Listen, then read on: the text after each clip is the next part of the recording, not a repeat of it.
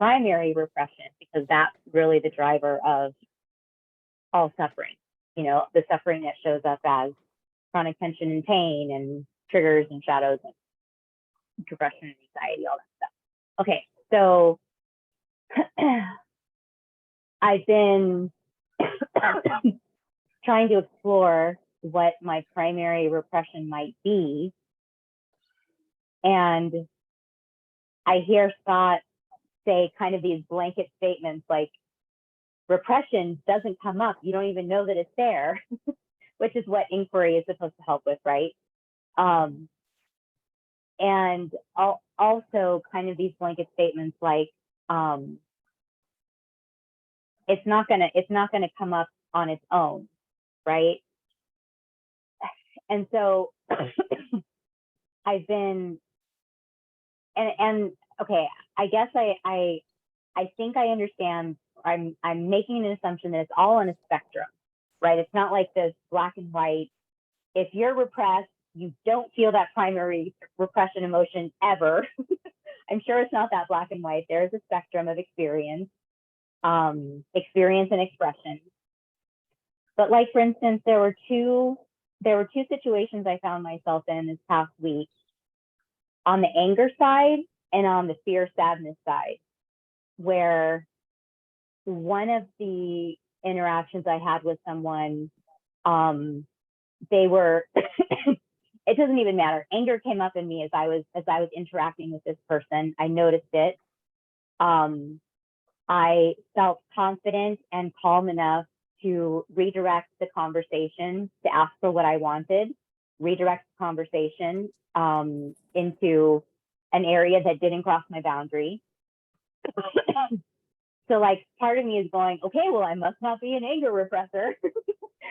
And then there was another situation where I was able to cry, express sadness and fear in a conversation I had with my son about the prospect of him moving out. And so it's like, okay, there's another voice that says, well, okay, maybe I'm not a sadness repressor. I don't know.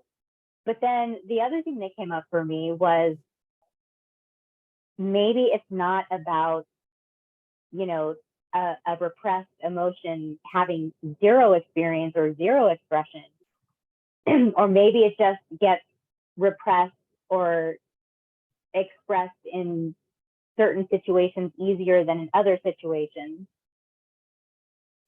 Or maybe it's more connected to like the original trauma, you know, like stuff with my mom when I was growing up. I don't know that I have a question in there anywhere. I'm just sharing my process of me exploring this and questioning what's happening, and just trusting that as I keep exploring, I'm sure whatever needs to come up is gonna come up as I keep doing the work. But if you have any response or feedback, I'm open to listening to it, but I just thought I'd share that. Yeah, so I hear some kind of around the importance of discovering the primary repression.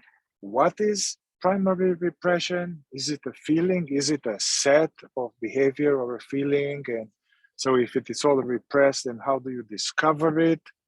And also like, hey, it seems like I could put boundaries here and I could cry and share there. So it must be that I'm not repressed there, yeah?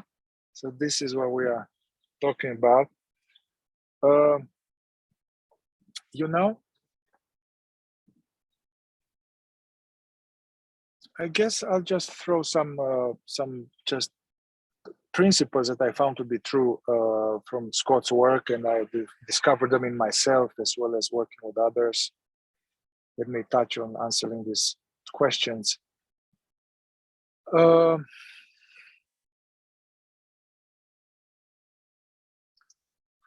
Yeah, I believe that to follow the trauma, following the trauma, we discover the primary repression. The primary repression can be a type of an emotion or a bunch of an emotion or some type of behavior or a set of behaviors. So it's useful to look at it as not just an emotion, but might be a set of like sexuality, like creativity, my power. So it could be more complex than just a simple emotion. So basically, a useful way to discover it, I think actually to do this, Scott has on YouTube, I think Serena has something, myself too, like are you repressing emotions, and to do the litmus test, which consists of dropping in and somehow looking at getting more mindful state, and then revisiting the family of origin, and almost like putting mommy and daddy and who was there and yourself as a child, and almost throwing the inquiry into the child. Yeah, so the child is answering, and the inquiry would be, you do like, you know, like a reverse inquiry, like I could feel and show my anger freely in this family. I could feel and show my sadness freely here. I could feel and show my enthusiasm and my energy freely in this family. I could show my love and affection freely, or we could show love, affection freely. I could say no in this family. So and just whatever it comes, that will be a very good indicator of what happened. And so you may get a sense of no, no, no, in some areas, yes. So yeah, for me, when I've done that, I had all of them actually repressed. And I could see there's some truth in all of them. Like I could see that anger, I learned to not, I learned to distrust and to not want it, because I didn't want to be like my father. Well, sometimes he was angry, so I kind of really judged that, and so I didn't want to be like him. And then spirituality only enforced that anger is weak and unspiritual.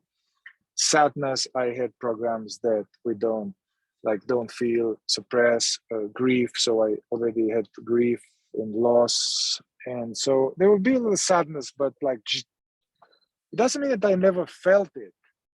That's the thing. No, I felt it, but like almost never. And fear, I'm looking this now back after, now I'm much more in touch with them. So basically I'm in touch with them, so I could see that, oh wow. Fear, looking back, I could see that I had fear all the time. As a child, I was afraid. And then as a teenager, I was afraid. And my parents were afraid. And I was afraid.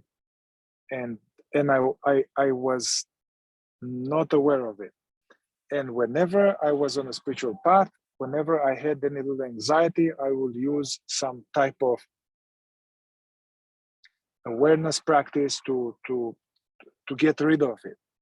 That's what I've done. I got to use this self-remembering and presence practices and anchoring in the now and deep breathing to make it go away. But looking back, there's a lot of fear. Yeah. A lot of shame and hiding and all of that. So I could see that doing other work before KI, I was in men's work, they were encouraging a full expression. So I've done some work there, which brought my masculine more online, boundaries more online, anger more online. So I've done some work that rescued a lot of this stuff. But when I got to KI, I still had this good boy and trying to avoid people being upset with me. And so in my work with repression with myself, I initially thought that I have anger repression because I had the good boy shadow, peacemaker. And so that was true. And then I done some work with Scott and some time, and then somehow something changed. So already I was more fluid with anger due to men's work, but somehow something switched. So I started to see that I can now speak up, I can say no, I don't have to be a nice boy, I can be angry, I can shout, I can put boundaries with my mother, I can tell my mother what bothers me. There's the ultimate,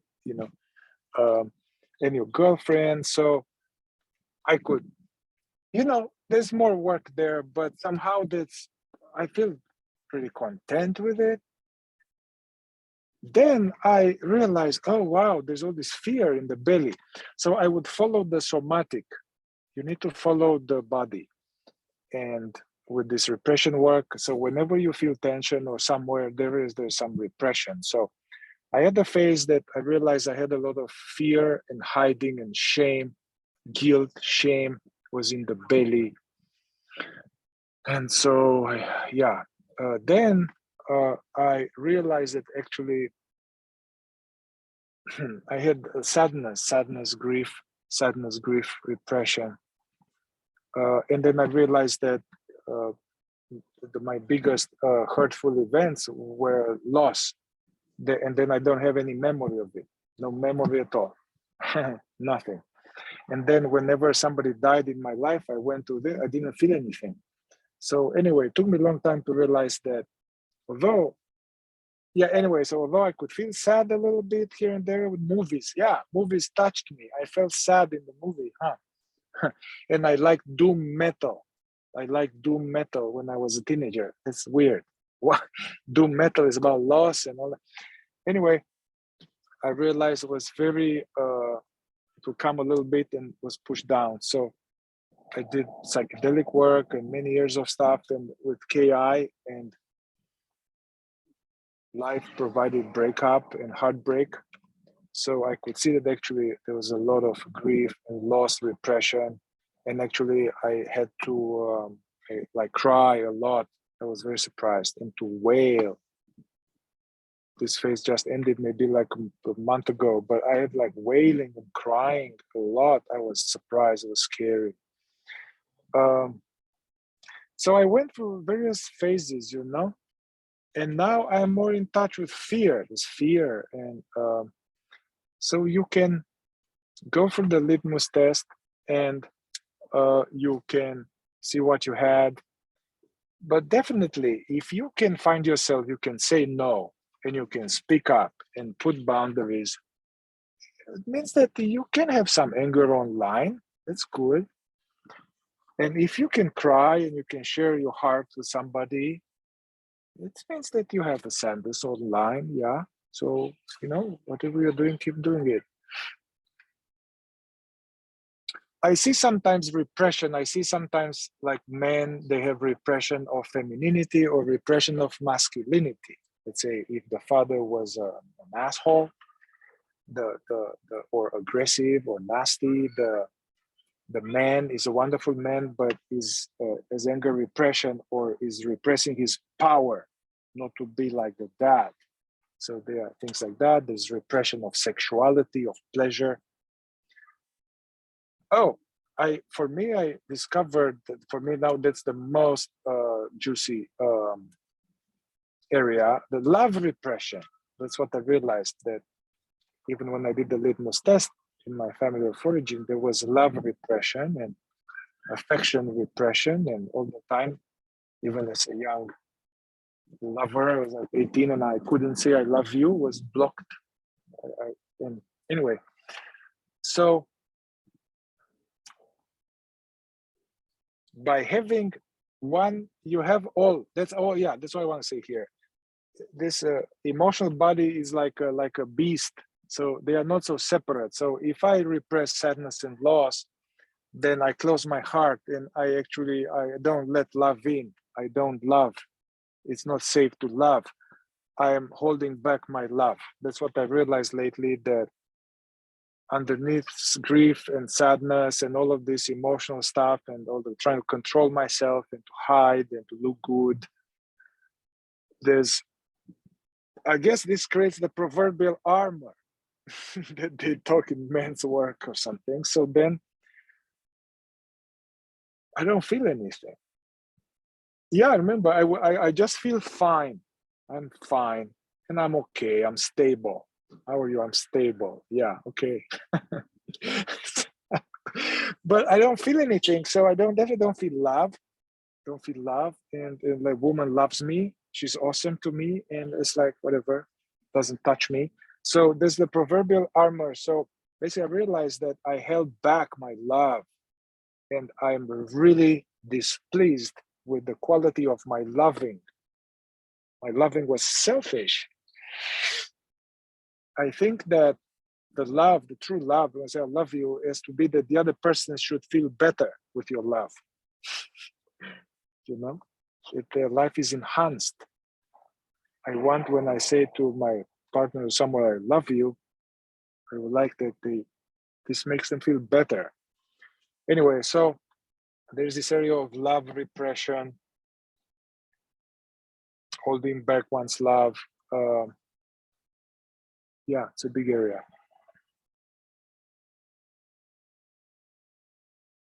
I mean, also what I noticed by doing this work,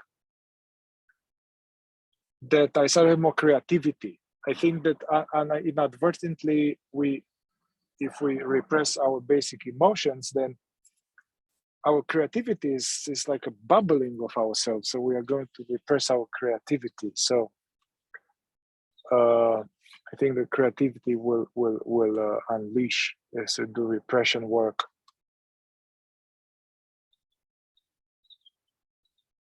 Also, I remember in Mankind Project, men's work, Jungian, they had these archetypes like the lover part in myself, the magician part of myself, the warrior and the king and the inner child and the elder.